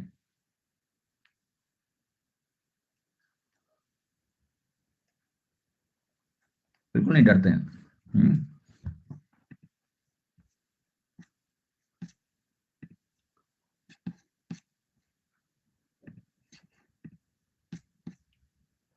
So let me explain you first this series, this is very important series. Okay, तो पहले सीरीज के बारे में थोड़ा चर्चा कर ली जाए। सो मैं यहां लिख रहा हूं 1 into two plus 2 into 3 plus 3 into 4, कुछ ऐसी सीरीज है। अगर मैं n टर्म तक चला जाऊं तो आपको यहां बनेगा n into n plus one, पहले में 1 इंटू टू, दूसरे में 2 इंटू थ्री, एनवे में n into n plus one बनेगा। तो मान लेते हैं कि सीरीज के n टर्म्स हैं, तो ऐसा बनेगा। अब गौर से देखिएगा, इस सीरीज का जो nवा पार्ट है उसको हम बोलेंगे यह है n into n plus one, जिसको हम बोलते हैं n स्क्वायर प्लस n। यानी हर एक नंबर को, जैसे ये 1 इंटू 2 है, इसको मैं क्या लिख सकता हूँ, 1² + 1। तो अब इसको मैं रीडिजाइन करता हूँ। पहले टर्म को मैं 1² + 1 लिख सकता हूँ, दूसरे टर्म को मैं 2² + 2 लिख सकता हूँ, तीसरे टर्म को मैं 3² + 3 लिख सकता हूँ। कैसे लिख सकते हो आप? बस 4 को 3 + 1 लिख दो, यहाँ 3 को 2 + 1 लिख दो। ऐसे करके ये बनेगा आपका n² + n। अब यहाँ दो सीरीज आपको बनती हुई दिखेगी, एक 1² + 2² + 3² से लेके n² तक एक सीरीज आपको दिखेगी, और एक दूसरी सीरीज आपको दिखेगी, वो दिखेगी 1 + 2 + 3 से लेके n तक। ये दो सीरीज दिखी आपको। ये जो सीरीज आपको दिख रही है, इसका सम में लिखूंगा तो ये मिलेगा, पहले n² का जो सम होता है, इसको सिग्मा n² बोलते हैं, मतलब पहले n स्क्वायर नेचुरल नंबर का जो सम होता है, ये होता है n+1 2n+1/6, और पहले जो n नंबर्स का सम होता है, ये होता है nn+1/2। ठीक है, तो यही दोनों चीज लगाना है मुझे, तो मैं लिखूंगा nn+1 2n+1/6 प्लस nn+1/2। आपको एग्जाम में सर इतना कुछ करना है? बिल्कुल नहीं, इसका फॉर्मूला याद होना चाहिए। 2021 के मेंस के पहले के जो मैंने बैच लिया था, लक्ष्य बैच मेंस का, उसमें इस फॉर्मूला मैंने लिखवा दिया था कि ये सीरीज इंपॉर्टेंट है, एग्जाम में आ सकती है, इसका फॉर्मूला याद रखो। और आगे तो सीधे सवाल जो बच्चे बैच में थे उन्होंने धमाक से एग्जाम में लगा दिया था, वैसे ही आपको करना है। तो देखो यहाँ पर nn+1, गौर से देखिएगा, nn+1/6 में सीधा कॉमन ले सकता हूँ दोनों जगह से, तो यहाँ बचेगा 2n+1 और यहाँ आपका बचेगा 3। अगर मैं यहां फर्दर इसको सिंप्लीफाई करूं तो ये 2n+4 बन जाएगा, और अगर आप 2 से काटोगे तो ये वैल्यू आपकी n+2 बन जाएगी। तो फाइनल जो फॉर्मूला बना, ये n+1 n+2/3 बना। अल्टीमेट फॉर्मूला ये बना n+1 n+2/3। ये इस तरह की सीरीज का सम का फॉर्मूला हुआ, ध्यान रखोगे, n+1 n+2 यानी 3 कंसेक्यूटिव नंबर्स का प्रोडक्ट बाई 3। सो मैं यहां फिर से लिख देता हूं कि अगर ऐसी कोई सीरीज है मेरे पास 1 × 2 + 2 × 3 + 3 × 4 एंड डॉट डॉट डॉट करके मैं ले जाऊं कहां तक, n × n+1 तक, यानी ये सीरीज ऐसा लिखा हो, या फिर मैं बोलूं कि n टर्म्स हैं इसमें, इसका जो सम होता है उसका फॉर्मूला होता है सिंपली n+1 n+2/3। अब जब ये फॉर्मूला आपको पता होगा तब इस सवाल को कर पाओगे। तो हम कहेंगे यहाँ कितने टर्म्स है भैया, 99 टर्म्स हैं। तो मैं कहूंगा मेरा जो सवाल है इसमें ये वैल्यू आ जाएगी 99 × 100 × 101/3, राइट। अब गौर से देखना, इसमें ये जो 101 है, जो 1111 होता है ना, ये 11 × 101 होता है। अगर मैं किसी भी दो डिजिट की संख्या को 101 से गुणा कर दूं तो वो ए बी रिपीट हो जाता है। जैसे आपको ये भी पता होगा कि अगर 3 अंकों की संख्या को मैं 1001 से गुणा करूं तो वो एबीसी रिपीट हो जाता है। ये दोनों चीजें इंपॉर्टेंट है। तो 1111 11 × 101 होता है। अब आप गौर से देखो यहां पर, तो आप 3 से काटोगे, यहाँ 33 मिलेगा। 33 से मैं इसको 3 को ऐसे लिख सकता हूं 3 × 100, और 11 अगर मैं 101 से गुणा कर दूं तो 1111 बन जाएगा। अब अगर इस संख्या को आप 1111 से डिवाइड करेंगे तो 1111 से पूरा का पूरा कट जाएगा और आपका आंसर क्या जाएगा, 0, यानी रिमाइंडर हमारा कुछ नहीं बचेगा। तो जब तक आपको अगर फॉर्मूला पता भी है तो उसके आगे भी आपको थोड़ा वक्त लगेगा, और जो तुरंत उत्तर मार देते हैं भैया, ईश्वर हो तुम हमारे लिए, कैसे लगा देते हो आप, ये आप ही जानो। या तो आंसर की बैठ के लिखे हो, अच्छा बी लो बी, बट एग्जाम में ऐसा हो नहीं पाएगा बेटा, ठीक है। एग्जाम में कौन सा आंसर की होगा तुम्हारे पास है? थोड़ा सा मेहनत कर लिया करो, सरेंडर कर दिया करो, नहीं आता है कोई जरूरी है कि ऑप्शन लगाओ कि बी है कि सी है जबरदस्ती। फेक कॉन्फिडेंस मत बिल्ड करो, कई लोग तो लगा के खुश भी होते हैं, ऐसा नहीं है। तुक्के में बी लगाया, सही हुआ, खुश हो गया, अरे यार देखो मैंने सही कर दिया, और फिर एग्जाम में क्या होगा, माइनस में जाओगे तुम। ठीक है। 77वां क्वेश्चन, एक आदमी 1000 रुपए अधिक सेव करता है then he did the previous year, जितना उसने पहले साल में सेव किया उससे 1000 ज्यादा सेव करेगा। कह रहा है अगर वो 2000 पहले साल सेव करता है तो इतना, देखो सवाल में सवाल क्या है ऐसा समझो आप यार, कि ये कह रहा है कि भाई कॉमन डिफरेंस क्या है ना, 1000 रुपए है, और ए की वैल्यू हमारी 2000 रुपए है। ये यही है सवाल। आपसे पूछा कितने साल में इतना सेव कर लेगा। So the whole story is about total value being this much, यानी मुझे सम दिया हुआ है, ये 200 नहीं होगा, 2000 ही होगा। ठीक है, 200 करेगा तो उसको न जाने कितने साल लग जाएंगे, 200 ही नहीं होगा, 2000 ही होगा। अंडरस्टैंड आपको सवाल में क्या दिया है, सम ऑफ n टर्म्स दिया हुआ है, n की वैल्यू चाहिए, ये होता है आपका n/2 × 2a + n - 1 × d। This overall value is given to be 1,70,000।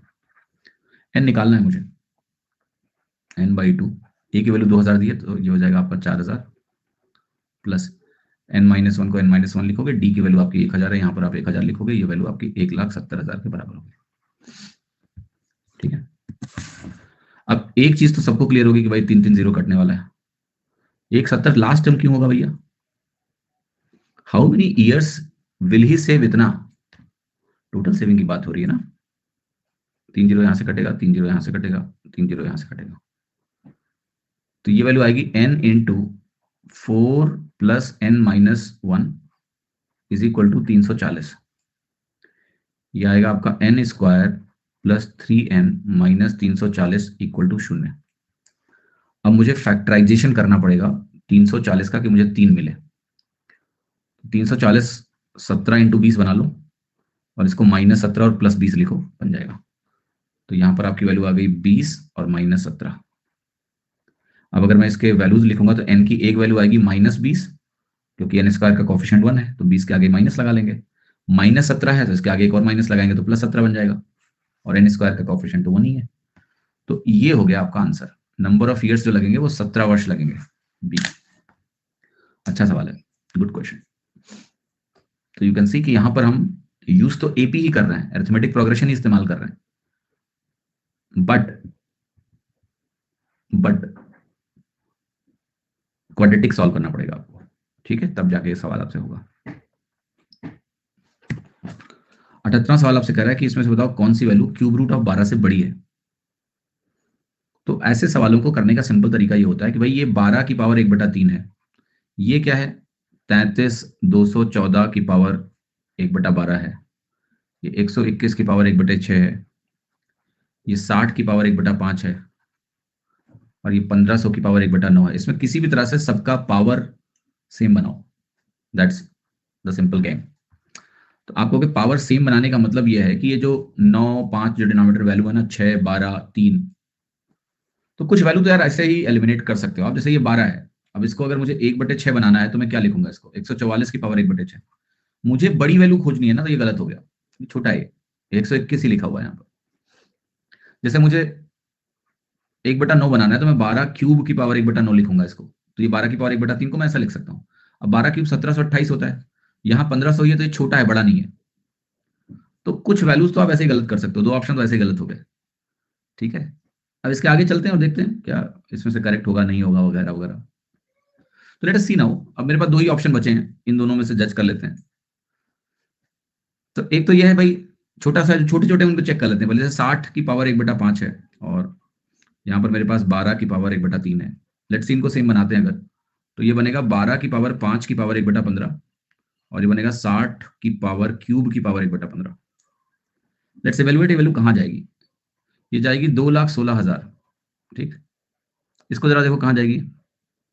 12 का क्यूब 1728 होता है, और इंटू 144 होगा। थोड़ा मेंटली सोचो वैल्यू कहाँ जा रही है। अगर इन दोनों को मैं कंपेयर करूं तो कौन सा बड़ा है ये मुझे पता करना है, that is what I want to figure out, right. And this is little close call, not too difficult though. जरा एक बात बताओ, अगर मैं इसको 1700 इंटू 140 ले लूं, just to get a fair idea कि कहां पहुंचूंगा मैं, 17 इंटू 14 कितना होता है बताइए। मैंने अप्रोक्सीमेट कर लिया, 1728 को 1700 ले लिया, 144 को 140 ले लिया। 17 इंटू 14 अगर आप करोगे तो इट्स 238,000। तो नेचुरली ये वैल्यू बड़ी है, यानी ये भी गलत है, ये भी छोटा है, तो आंसर क्या होगा, ए। तो आइडिया समझना मैंने क्या किया है, I have done one thing कि जो छोटी छोटी वैल्यूज थी उनको अलग अलग कंपेयर कर लिया। क्यों किया अलग अलग कंपेयर? क्योंकि अगर आप सबका एलसीएम लेने बैठ गए ना, 12 6 5 9, क्या आएगा एलसीएम, थिंक अबाउट इट, 180। अब 180 एलसीएम पे कंपेयर करोगे तो 12 की पावर 60 की पावर 180 ऐसा करोगे, पगला जाओगे। 12 की पावर 60 कौन निकालेगा? तो वो अप्रोच की एलसीएम सेम कर लेंगे ना डिनोमिनेटर का, it's not going to work here. वो काम जब करता है जब नंबर आसपास हो, ठीक है। यहां वो काम नहीं कर पाएगा, बिकॉज 180 पावर रेस करके ना हम मैच करने बैठेंगे तो पागल हो जाएंगे। मैं कहूं एग्जाम निकालना है सवाल निकालना है या पागल होने से बचना है? तो आपको सर पागल तो नहीं होना है, कोई ऐसी अप्रोच बताओ। पता लगा सवाल लगा तो पागल हो गए, 180 पावर कहां से करोगे? 12 की पावर 60 निकाल सकते हो तुम? नहीं है हमारी औकात इतनी यार, 12 की पावर 60 निकाल रहे हैं बैठ के। उसके लिए लॉगरिथमिक स्केल सीखना पड़ेगा, वो आपके सिलेबस में ही नहीं है। वो लॉग टेबल 10वीं क्लास में देखते थे, वो 60 लॉग 12, वो नहीं करना है ना यार। तो हमें इंडिविजुअल ऑप्शंस को पिक करना पड़ेगा, एक रेफरेंस पॉइंट है जिसको कंपेयर करना है, छोटे छोटे ऑप्शन पकड़ के चेक करते जाओ जो छोटे छोटे हैं, और एक बड़ा आंसर उसको देखो चेक करना ही नहीं पड़ा।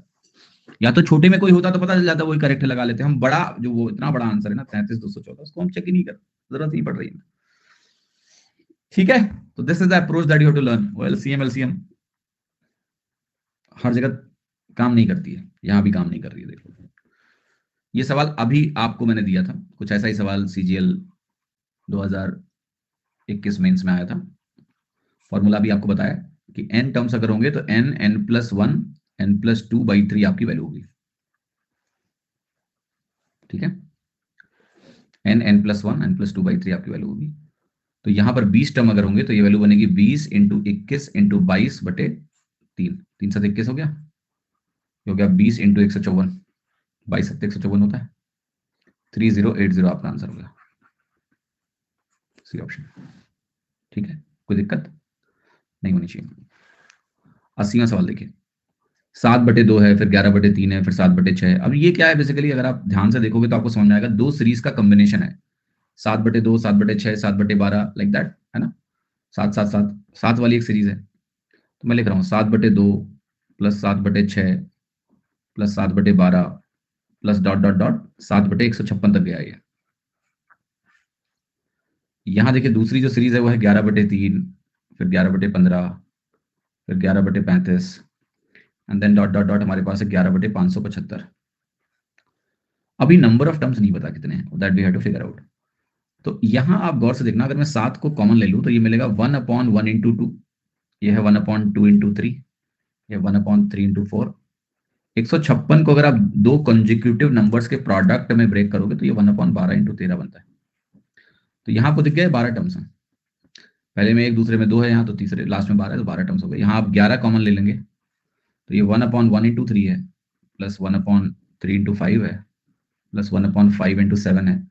और इस तरह की सीरीज में मैंने आपको सिखाया है कि सम कैसे लिखते हैं, जब थ्योरी पढ़ाई थी। तो 575 को अगर आप ब्रेक करोगे तो क्या ये 23 × 25 है? यस, ये 24² - 1 है, दैट इज 24 - 1 × 24 + 1। तो इसका सम जब आप लिखते हो तो चूंकि यहाँ अंतर 1 का आता है, तो ये आपका अल्टीमेटली 1/1 - 1/12 बचता है बस, सॉरी -1/13। पहले टर्म का पहला पार्ट 1/1, आखिरी टर्म का लास्ट पार्ट -1/13 बचता है। यहां आपको ध्यान है क्या बचता है? 11 बचता है इंटू, सबसे पहले तो ये जो अंतर है, ये 2 का होता है तो एक 2 नीचे आ जाता है, याद है ये? फिर पहले टर्म का पहला पार्ट और आखिरी टर्म का आखिरी पार्ट ये बचता है। ये सब याद होना चाहिए, मैंने थ्योरी पढ़ाई थी बहुत डिटेल में इसकी, इस पर्टिकुलर सीरीज को इतना विस्तार से समझाया था कि डिनोमिनेटर में 2 टर्म होंगे, 3 टर्म होंगे, तो कैसे बनेगा, याद है कुछ? कब? जब तुम क्लास में नहीं आते थे।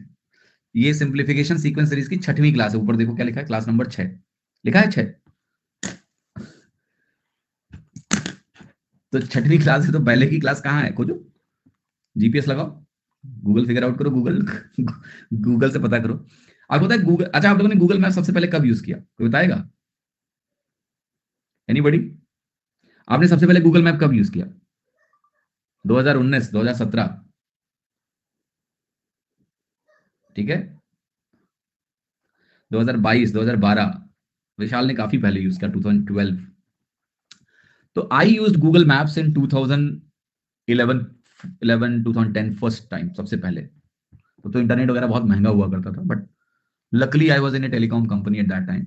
सो मैं टेलीकॉम कंपनी में था, तो उस समय मैंने, आपको पता है जो आज आप स्पीड देखते हो मोबाइल में, जैसे बात होती है 1 Gbps इंटरनेट की, ओके, मैंने 2010 में इक्विपमेंट खुद से लगाए हैं, कमीशन किया है, जिनमें स्पीड थी 100 Gbps की, और मैं मूवीज ऐसे बैठ के ऐसे चुटकियों में डाउनलोड करता था। ऐसे इक्विपमेंट लगाए थे उस टाइम पे मैंने, ये जो ऑप्टिकल फाइबर नेटवर्क्स है ना, ये मैंने लगाए थे। So anyway what I was discussing, तो मैंने गूगल मैप यूज किया पहली बार। तो शुरुआत में गूगल मैप ने हमें ना किसी के घर में घुसा दिया, मतलब वो मैप दिखाता रहा, यहाँ जाओ यहाँ जाओ यहाँ जाओ, हम किसी के घर के सामने खड़े हैं, कह रहा है यहीं आ गए तुम ठीक है। सो टेक्नोलॉजी भी शुरू में क्या होती है, इट्स नॉट, उसमें भी प्रॉब्लम्स होती हैं, बट धीरे धीरे आप देखो it's lot accurate Google Maps now, ubiquitous है and people use it blindly now, it's really really awesome. ठीक है, मैं तो रास्ते याद नहीं करता हूँ, तो I rely on Google maps only. नहीं अभी, but still it's lot better यार, बहुत बेटर हो गया। मतलब 2010 का पीरियड में देखता हूँ, 2024 देखता हूँ, बहुत इंप्रूव्ड है यार। Let's say it's 99% accurate.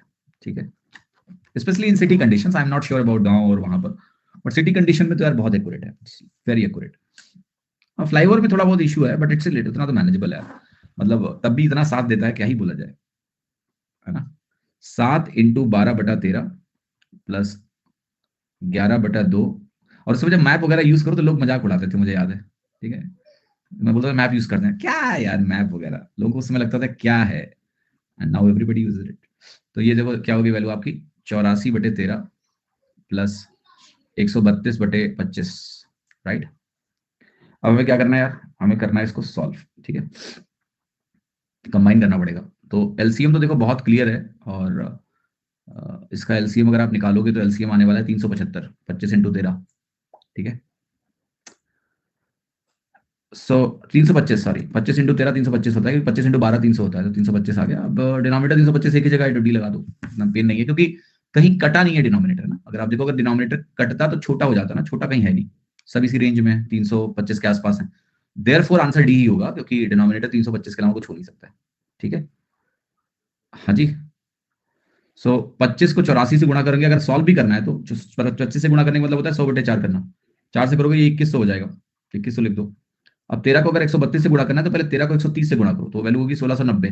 13 × 130 plus 13 दूना 26, तो इसका टोटल कर लेना है आपको। तो 2100 बनेगा और ये बनेगा 1716, तो ये हो गया 3816/325। तो अगर मान लिया दो ऑप्शन में नीचे 325 होते तो सॉल्व भी कर लेते, कोई इतना मुश्किल नहीं है। क्लियर है, you'll get the answer like this, है ना। 575 ऐसे बड़े नंबर को जल्दी से ब्रेक करना कैसे आएगा जैसे आप करते हो, it's just experience and practice. How do I look, देखो एक चीज तो बहुत क्लियर है, पैटर्न, राइट। जैसे यहाँ पर पैटर्न मुझे जैसे दिखा 1 × 3, 3 × 5, 5 × 7, ये क्लियर हो गया कि दो दो के गैप पे पैटर्न बन रहा है। अभी जो 575 है, ये आपको पता है 24 के स्क्वायर से बड़ा है और 25 के स्क्वायर से छोटा है, राइट। तो नियरेस्ट नंबर ही बनेगा आपका, there is no other possibility, क्योंकि एक नंबर के अंत में 5 आना ही आना है। तो you can not take 25 × 27, you have to take 23 × 25। But the other way to look at it is 575 576 minus 1 है, जो कि 24 स्क्वायर माइनस 1 है। A square minus b square का फॉर्मूला लगा लो, a minus b plus b. तो number के साथ आप जितना खेलोगे उतना ही ये सब चीजें आपके दिमाग में आसानी से आने लगेंगी। ठीक है, धीरे धीरे होगा ये, धीरे धीरे होगा। क्लियर। तो ये 80 सवाल हो गए सीक्वेंस एंड सीरीज में, ज्यादा कुछ पढ़ने की जरूरत नहीं है। और देखो सीक्वेंस एंड सीरीज जो टॉपिक है मैं आपको एक्सप्लेन करता हूँ, ये बहुत ही बड़ा टॉपिक है।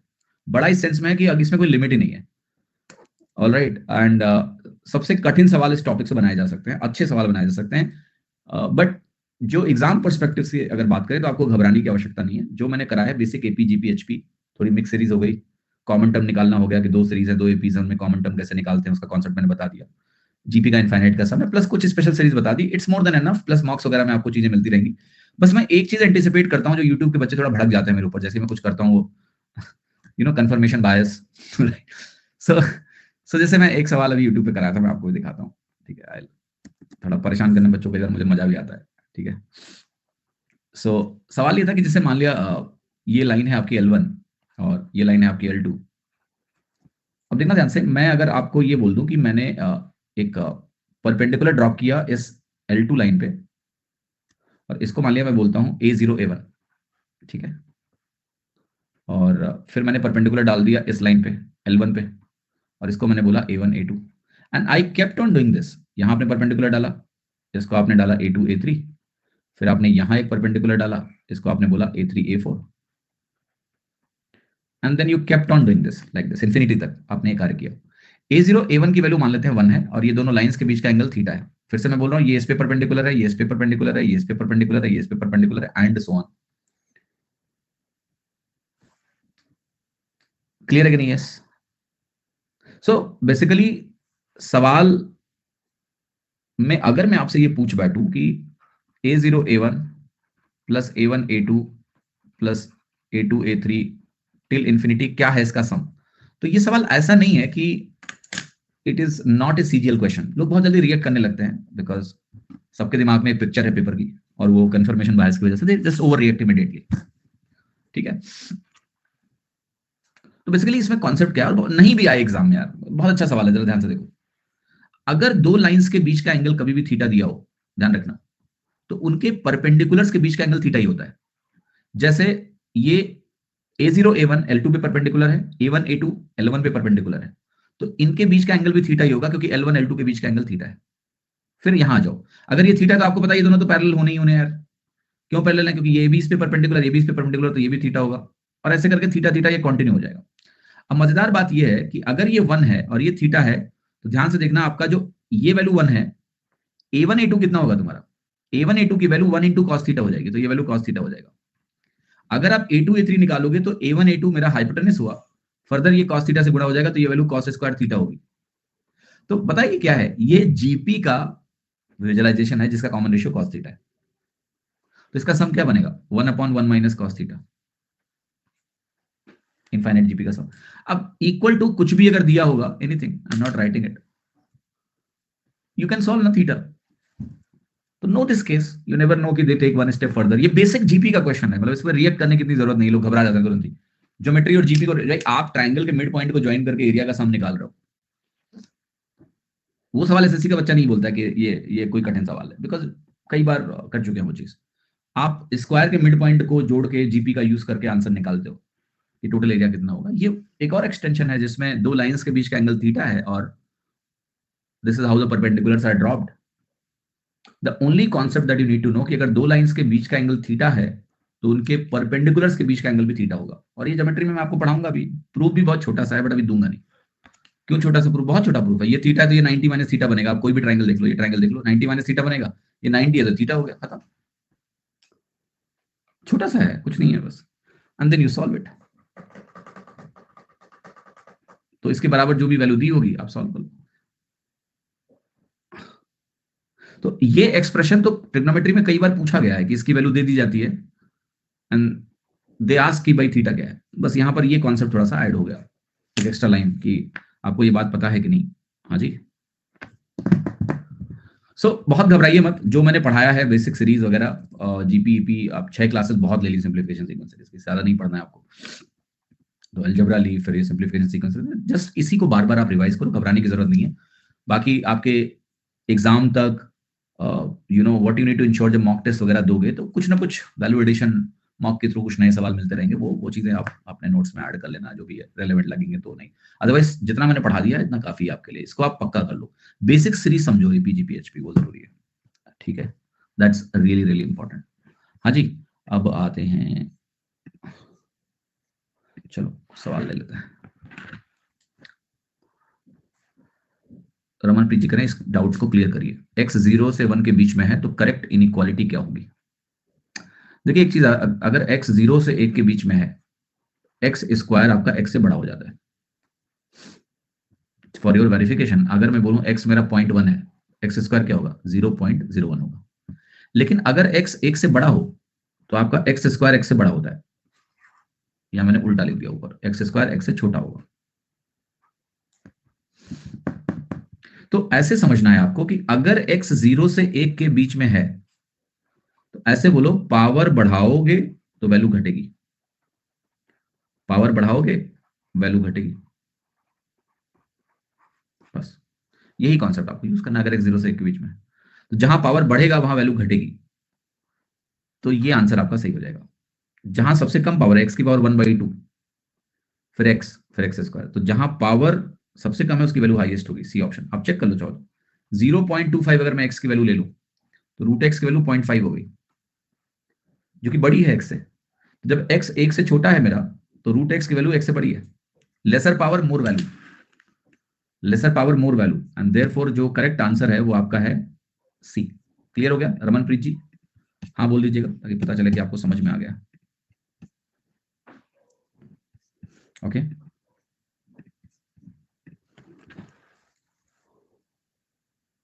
निशान जी करें, हम आपका रोज एक क्लास रिकॉर्डेड देखते हैं पिछले 1 महीने से. मेरा 4 चैप्टर कंप्लीट हो गया है. हम लाइव क्लास अटेंड नहीं कर सकते हैं तो कोई प्रॉब्लम तो नहीं होगी ना? नहीं कोई दिक्कत नहीं निशान. देखो, यू जस्ट नीड डिसिप्लिन। अगर आप रिकॉर्डिंग में एक प्रॉब्लम क्या होती है ना, you need more motivation, right, to do this. Because कोई जैसे लाइव क्लास है तो देयर इज अ बज कि 6 बजे सर लाइव आएंगे, पढ़ाएंगे, रियल टाइम कम्युनिकेशन है, तो यहाँ पर थोड़ा सा चीजें आसान हो जाती हैं अगर आप लाइव आते हो तो। बट अगर आपके अंदर वो पैशन है, मोटिवेशन है और आप रिकॉर्डिंग देख सकते हो, इट्स गुड। तो वो कोई दिक्कत नहीं है। आपने अगर महीने भर में 4 चैप्टर कंप्लीट कर लिए तो आप अच्छी स्पीड से उसको फॉलो करो, तो कोई तकलीफ नहीं है। लाइव नहीं आ सकते हो, there is a valid reason for it, तो आपको कोई परेशान होने की जरूरत नहीं है। आप अच्छे से अपना सिलेबस करिए। इंपॉर्टेंट है कि आप पढ़ते रहिए, ठीक है। हाँ जी, शेखर जी कह रहे हैं सिंप्लीफिकेशन की प्रैक्टिस शीट प्रोवाइड करा देना। यस, करा देंगे यार, परेशान ना हो, जरूर कराएंगे। एमपी पटवारी में सिलेक्शन हुआ था लास्ट ईयर, अब ज्वाइनिंग आ गई है, अब तक तैयारी अच्छी चल रही थी, अब कैसे होगा जॉब के साथ? देखो, दो ही ऑप्शन है बेटा, या तो आप डिले कराओ ज्वाइनिंग को थोड़ा, बट डिले के कॉस्ट है, आपको पता है, सैलरी जो मिल सकती थी वो नहीं मिलेगी, but you will gain time. तो just see if you can delay the joining. अगर डिले थोड़ा बहुत हो सकता है तो करवा लो, अगर नहीं हो सकता है तो ज्वाइन करो और वहां जाके आप कैसे भी करके मैनेज करो, टाइम निकालो। एग्जाम के पहले थोड़ा छुट्टी उट्टी ले लेना, ठीक है, लाइक दैट, ऐसे मैनेज करो।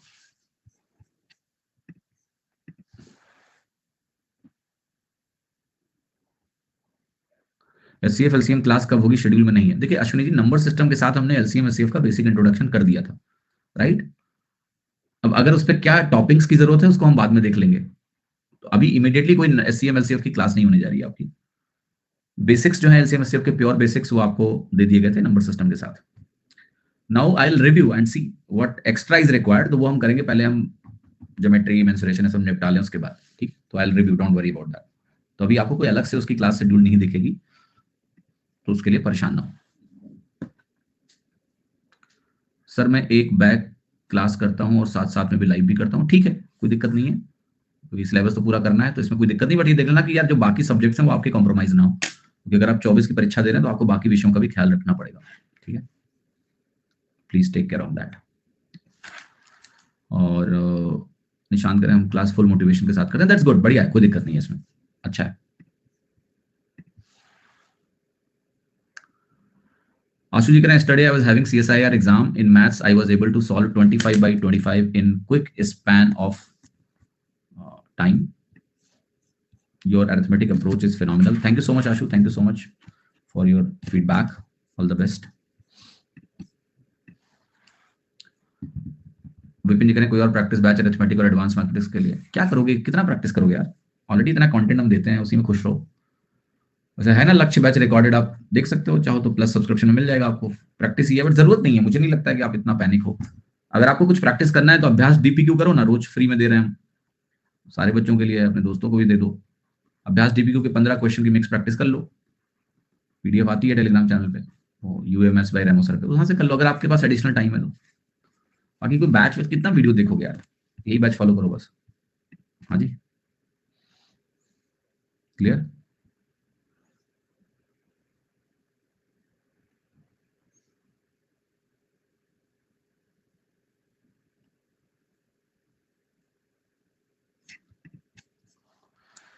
देखिए पहली बात तो फिबोनाची सीरीज जो है ना बेटा, आपको इस तरीके से नहीं पढ़ना है, आपके सिलेबस में इस तरह का नहीं है फिबोनाची सीरीज। सो इस नाम से घबराओ मत, और ये सब चीजें होती है। वैसे फिबोनाची सीरीज ये होती है कि 1 1 है तो अगला टर्म 1 1 2 का सम 2 हो जाएगा, अगला टर्म 2 1 3 हो जाता है, अगला टर्म 3 2 5 हो जाता है, अगला टर्म 5 3 8 हो जाता है, अगला टर्म 8 5 13 हो जाता है, अगला टर्म 13 8 21 हो जाता है, लाइक दैट। तो अगर आप इस सीरीज में देखोगे तो 6 ऑड 1 आउट है, हटा सकते हो उसको, बट जरूरत नहीं। फिबोनाची नाम के चक्कर में मत पड़ो, इस नाम से एग्जाम में आपके सवाल नहीं आएगा। फिबोनाची सीरीज बेसिकली क्या होती है कि कोई ऐसी सीरीज जिसमें पिछले 2 टर्म का सम अगला टर्म है, ये फिबोनाची सीरीज होती है। हाँ जी,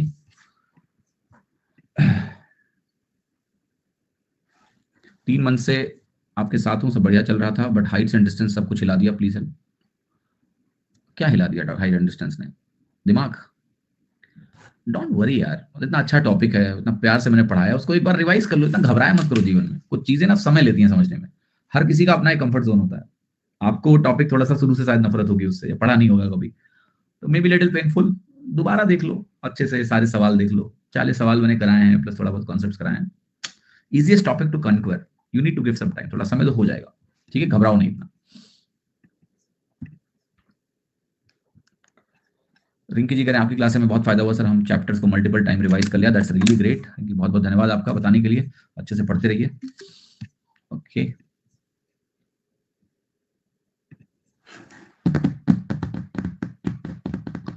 ये कहाँ का सवाल है बालक, कहाँ से लाए हो ये सवाल है? देखो क्या करना है बताता हूँ। ये 2y+1 जो लिखा हुआ है इसको आप ऐसे ब्रेक करिए, y+1+y अपॉन y² - 1। देन इसको फर्दर ब्रेक करोगे तो ये y+1 upon y² - 1 1 upon y - 1 बनेगा, प्लस आखिरी टर्म बनेगा y अपॉन, और we can go in one more way actually because I have to replace the value of y। देखो let me come to traditional path first. आपको y की value x के terms में दी है, तो आइडियली आपको ये करना है कि y की जगह x रख देना है और सॉल्व कर लेना है, that simple game. The only thing is कि ये प्रोसेस थोड़ा पेनफुल होगा।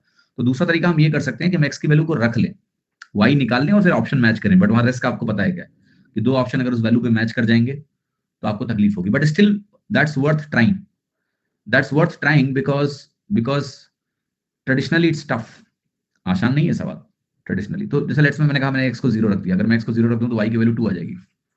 अब y अगर मेरा 2 आ गया तो आंसर मेरा क्या बनेगा, 1 अपॉन, एक मिनट मेरी टीम ही भूल जाती है कि मैं क्लास में हूं अभी, राइट। सो 1 अपॉन ये 3 बनेगा प्लस 5/3 बनेगा, तो ये हो गया आपका 6/3 यानी 2 आ गया। तो आपको ये चेक करना है कि भैया x को 0 रखने पे, x को मैंने 0 रखा है, कहां पर मेरा आंसर 2 आएगा, लेट्स सी। तो x को अगर आपने 0 रखा तो ये आंसर नेगेटिव आ जाएगा, ये गलत हो गया। आपने यहां x को 0 रखा, ये भी नेगेटिव आ गया, गलत हो गया। आपने यहां x को 0 रखा और ये आंसर 2 आ गया, तो होल्ड कर लिया, हो सकता है। मैंने यहां x को 0 रखा, ये आंसर 1/2 आ गया, गलत हो गया, तो मेरा आंसर क्या है, सी। तो ऐसे सवालों को ना मैं ट्रेडिशनली नहीं करूंगा बिकॉज पूरा टाइम तुम्हारा खा जाएगा। नहीं ट्रेडिशनल नहीं बताऊंगा मैं इसका। ट्रेडिशनल अगर आपको बताना है सर आदित्य जी, तो आप बढ़िया रखिए y की वैल्यू x के टर्म में सॉल्व करिए, वो तो बहुत सिंपल है। ज्यादा से ज्यादा आप यही कर सकते हो फिर कि ये 1 अपॉन y+1 है, और इस वैल्यू को थोड़ा सा सिंप्लीफाई करने के लिए आप यहां पर एक जोड़ के एक घटा लो, ज्यादा से ज्यादा यही कर सकते हो। और यहां पर आप y² - 1 लिख लो, फिर इसमें एक y+1 कट जाएगा, लेकिन ये टर्म अलग से बड़ा सा आएगा। आप यहाँ चाहो तो एलसीएम वगैरह लेके भी थोड़ा सिंप्लीफाई कर सकते हो, बट अल्टीमेटली y की वैल्यू जब x के टर्म में जाओगे तो ये कॉम्प्लेक्स एक्सप्रेशन है। हर सवाल एग्जाम में ट्रेडिशनली करने के लिए नहीं बना है, इस बात को समझ लीजिएगा। You can only put value and solve. तो मैंने बता दिया एग्जाम अप्रोच आपकी x = 0, and there is a leap of faith, because मुझे भी नहीं पता था कि x = 0 रखने पे दो आंसर सेम आएंगे कि नहीं आएंगे। बट ये तो क्लियर है ना कि दो आंसर सेम आएंगे भी तो दो तो एलिमिनेट होंगे, ऐसा नहीं हो सकता कि x = 0 पे तीन ऑप्शन सेम हो जाए, नो। तो अगर दो बचता तो मैं एक वैल्यू और डालता, मैं भी x की वैल्यू 1 y 1/2 हो जाता और तब सॉल्व करता क्या मैच करेगा, उन दोनों में से फर्दर एलिमिनेट होता, वो ज्यादा बेहतर है ट्रेडिशनल तरीके से। So that's what you have to do. चलो कल मिलते हैं शाम को 6 बजे, ज्योमेट्री शुरू करेंगे। चलिए कल से नया टॉपिक शुरू, बाय।